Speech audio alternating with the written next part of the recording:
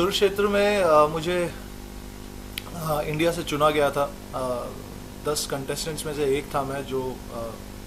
पाकिस्तान के reality shows के singers और पाकिस्तान के जितने भी नामी सिंगर्स थे उसमें आए थे, और इंडिया के 10 सिंगर्स में से मैं एक सिंगर था। तो अपने देश को रिप्रेजेंट करने के लिए बहुत एक बड़ी चीज़ थी, और one of the best moments of my life जब सुर क्षेत्र में मुझे चुना गया, और वहाँ पे इतने दिग्गज लोग जब जज कर रहे हों, आशा भोसले जी और रूना लैला, आबिदा परवीन, तो इनकी हाजिरी में, इनकी प्रेजेंस में गाना ही बहुत बड़ी बात है। उनके सामने आप 3-4 मिनट गा रहे हो खड़े होके, और एक टेक है, सुर की थोड़ी सी भी गलती हुई तो आपको 0 मार्क्स मिलते थे वहाँ पे, क्योंकि मार्किंग सिस्टम ही ऐसा था, या तो 0 मिलेंगे या 10 मिलेंगे। तो उसमें बहुत स्ट्रिक्ट सा और बहुत ही डिसिप्लिन सा एक माहौल था, और बिल्कुल ही म्यूज़िकल, सिर्फ म्यूज़िक म्यूज़िक म्यूज़िक होता था, कोई दूसरी चीज़ नहीं होती थी। और जो भी आप देखते थे टीवी पे वैसे का वैसे ही हुआ जाता था, वहाँ पे कुछ स्क्रिप्टेड नहीं था। जितनी भी नोक झोंक भी होती थी इंडिया पाकिस्तान के कैप्टन के बीच, हिमेश रेशमिया जी इंडिया के कैप्टन थे, पाकिस्तान के आतिफ असलम, तो दोनों की जितनी भी म्यूज़िकल नोक झोंक थी वो भी एक रियलिटी थी, कुछ स्क्रिप्टेड नहीं था उसमें। जैसे कि बहुत लोग मेरे से पूछते थे बाद में कि वो लड़ाइयाँ होती थी, ये सब होते थे, स्क्रिप्टेड थी, कुछ स्क्रिप्टेड नहीं था। अपने देश के लिए जब लड़ते हैं लोग तो इमोशन बहते हैं, और गाने की बात होती है तो हमेशा एक अलग सा एक सिस्टम होता है कि आप जितना अच्छा, कौन अच्छा गाएगा, क्योंकि इंडिया के भी सिंगर्स वर्ल्ड फेमस हैं, पाकिस्तान के भी सिंगर्स वर्ल्ड फेमस हैं। तो सुरों की एक जंग थी, और सुरों की जंग में मुझे आप सब लोगों के प्यार ने मैन ऑफ द सीरीज़ बनाया एट द एंड, और जिसकी ट्रॉफ़ी आपको दिखाना चाहता हूँ मैं। ये वो ट्रॉफ़ी थी जो मुझे मिली थी सुर क्षेत्र में, मैन ऑफ द सीरीज़ की ट्रॉफ़ी। और तब तक मैन ऑफ द सीरीज़ की ट्रॉफ़ी मिलने तक, मतलब पहली बार ही ऐसा हिस्ट्री में हुआ होगा रियलिटी शोज़ की, कि रियलिटी शो का एक सिंगर है जो कि रियलिटी शोज़ में कॉन्टेस्ट भी कर रहा है और परफॉर्म भी कर रहा है, और साथ ही साथ उसके बॉलीवुड में गाने भी निकल रहे हैं। और सबसे पहला गाना मेरा, जो ओ माई गॉड फिल्म का गोगो गोविंदा जो गाना था, वो रियलिटी शो, ये सुर क्षेत्र शुरू होने से 1-1.5 महीने पहले ही रिलीज़ हो गया था। तो ये तो बहुत ही अचंभे की बात थी सब लोगों के लिए, कि लोगों को लगता था कि रियलिटी शोज़ में आते हैं लोग,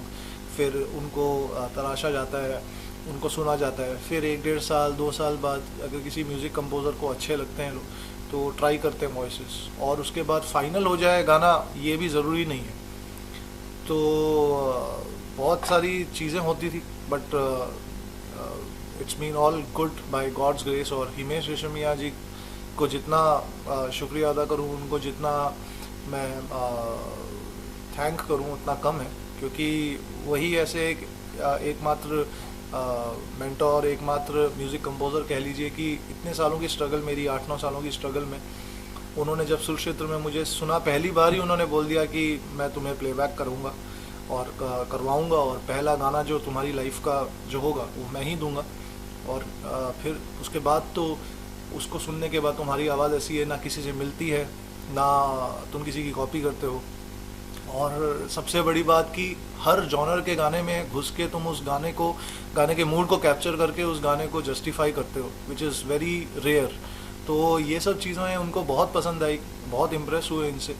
और आशा ताई, आतिफ असलम, और एवरीवन वाज वेरी इम्प्रेस्ड। लेकिन हिमेश जी क्योंकि म्यूज़िक कंपोज़र हैं और इतना काम उन्होंने पहले ही कर चुके हैं, अपने आप को सिद्ध कर चुके हैं, he is one of the biggest music composers of India, तो उन्होंने मुझे एक के बाद एक गाने दिए। ओ माई गॉड दिया, गोगो गोविंदा, उसके बाद सन ऑफ सरदार, अजय देवगन जी का जो फिल्म थी अजय देवगन जी की, उसका टाइटल ट्रैक था, और उसके बाद पौ पौ सलमान खान जी जिसमें फ़ीचर हुए थे सन ऑफ सरदार में, वो भी बहुत लोकप्रिय हुआ था गाना, वो बहुत फेमस हुआ था। और फिर खिलाड़ी 786, तो ऐसे कर करके जो गानों का कारवां आगे बढ़ता गया। वैसे बहुत टफ क्वेश्चन है ये, क्योंकि कम से कम नहीं तो मैं अगर सोचूं तो 24-25 एपिसोड्स में मैंने परफॉर्मेंस दी थी। I was there in 24-25 episodes, और उन सारे 24-25 एपिसोड्स में कोई अलग ही गाना था, हर जॉनर का गाना मैंने गाया वहाँ पे, चाहे वो लव हो, रॉक हो, सूफ़ी हो, कवाली हो, भजन हो, माँ माँ की ममता के ऊपर हो, या देशभक्ति के ऊपर हो, या फोक सॉन्ग हो, तो हर टाइप का सॉन्ग वहाँ पे मुझे गाने को मिला। और मेरी सबसे बड़ी सेटिस्फेक्शन वही थी कि मुझे अपना पूरा टैलेंट दिखाने को मिल रहा है, क्योंकि बहुत कम बार होता है ऐसे ही आपको एक ऐसा प्लेटफॉर्म मिलता है इतने बड़े दिग्गजों के सामने कि आप अपनी आवाज़ को किन किन चीज़ों में ढाल सकते हो, वो दिखाने का मौका मिले। तो एक गाना जो काफ़ी लोगों को पसंद भी आया था, हर गाने को काफ़ी वाहवाही मिली थी, बट स्टैंडिंग ओवेशन भी मिली थी आशा ताई की तरफ से और बाकी भी जजेस की तरफ से।